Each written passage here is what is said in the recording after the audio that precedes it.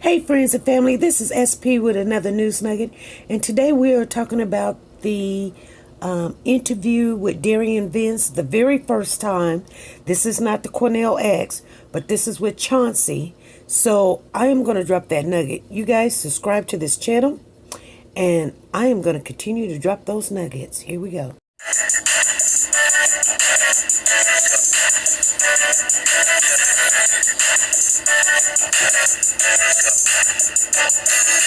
If someone is guilty or innocent, or to get a confession out of them, that's up to police, and the courts will decide guilty or innocent. But I will say I did walk away knowing and feeling that there is more to this story. And the DA's office is saying they're still investigating. They're saying if more evidence supports this, that they will upgrade the charges, or more charges will come as they continue the investigation.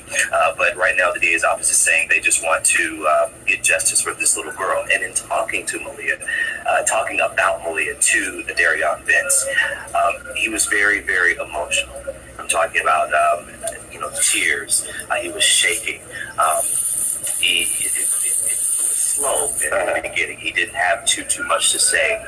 But every time I mentioned Maleah, or every time he spoke about this little girl, he became more and more emotional. And I asked him point blank, "Did you kill Maleah?" He was like, "No, I did not kill her. I would not hurt this little girl." He talked about how much he loved her, and talked about how bright she was, even after her brain surgery. He was very adamant in letting me know how much he loved Maleah. He said, "You can ask my family members, anyone who knows me, even my co-workers," he said, "they will tell you that I love this little girl. I did my best to take care of her." He says, "Even my co-workers knew sometimes I would call out from work because she was sick, or because I had to tend to her." So he also talked about this video here, the birthday party. He talked about that is a reflection, a true reflection of their relationship. I did ask him also about the mother, Brittany Bowens. He said he had not spoken to her since all of this went down. He said that he had been trying to reach her, and he said he does still want to talk with her.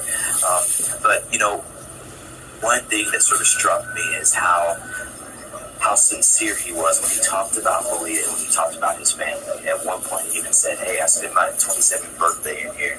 And he said, "I should be at home watching Netflix and cooking and spending time with Brittany and the kids, but I'm here in jail." And he knows, what people are thinking. He says, "I know people out there think of a killer and painting me as this guy." He says, "But I'm not that dude." He says, "I would never hurt her like this." We also talked about the allegations, those claims of Brittany confronting him about him being gay, and that sort of what set him off to make him, quote, snap and possibly harm Maleah. He said that is not true at all. He said he is not gay, and he said he didn't do anything to harm her. He said this, once again, this is what he went back to at the end of each thought. "I love her. I would not harm her, and I am no killer." Obviously, you described a very emotional person.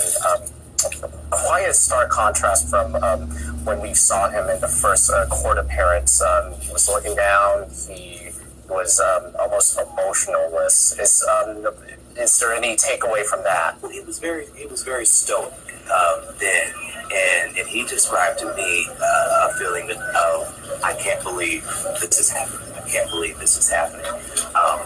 And he also talked about how he heard that people said that he felt no remorse. And he says, "That's not true." He says, "I haven't slept. I haven't eaten." He says, this has been on his mind. And he also, I did ask him those tough questions. I said, but what about the trash bag? And what about her body? How did it end up in Arkansas, dumped in a trash bag on the side of the road? And he didn't want to talk about the specifics of those things, and the specifics of the investigation without his attorney being present. But when it came to questions about the family makeup, when it came to questions about Maleah, he was very forthcoming, because in that moment, at that time I shared with him, he wanted me to realize how much he loved this girl. He talked about birthdays, he talked about the the trip to the beach. He talks about how he spent a lot of time with her, even more than her mother. Let's talk about his environment currently. You did touch on how he's being treated inside jail. Let's talk about that. So right now he's in isolation, and the guards had to do what they call freeze the floor before they brought him out to meet with me. Meaning they had to have all the other inmates and no one else could be in that area because, as you can imagine, he is accused of this crime involving a child. So the inmates in there have been threatening him. So the guards are aware of that, and they're trying to keep the general population away from him. So that took a while. He was one of the last inmates to come out, and we were away from everyone in a side room talking, of course, and then the telephone through the glass. But he did leave me with the feeling of there's more. And he even said, going back to court July 10th, he told me he has to be back in court. He says he wants to talk to his attorney more before he shared other things with me. He really, and I keep going back to this because he kept going back to it. He really wanted me to know how much he loved this little girl. And although we know the evidence and we know the allegations, this is what he is saying from jail. A lot of love, apparently, from Derion Vince to little Maleah. Her case has captured this whole city, this whole state, essentially. And I talked about that. I said, how many people out there are so angry? Yeah. And he said he understood that. And another interesting part of our conversation, he wanted to know more about.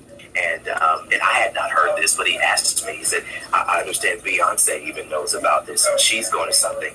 And I said, honestly, Derion, I haven't heard of that. And to remind you, he is locked up, so he is getting, a lot of second, third-hand information and, rumors and things that the other inmates are talking about and things that, other family members may be telling other inmates, and then it gets back to him. But he did tell me he hasn't been able to watch the media and figure out what's going on and also the updates with the case. But he is looking forward to his day in court, and he has more to share. A very insightful reach into Derion Vince, and we're going to have to look forward to the days and weeks and months ahead, potentially years, of this case. Very good job.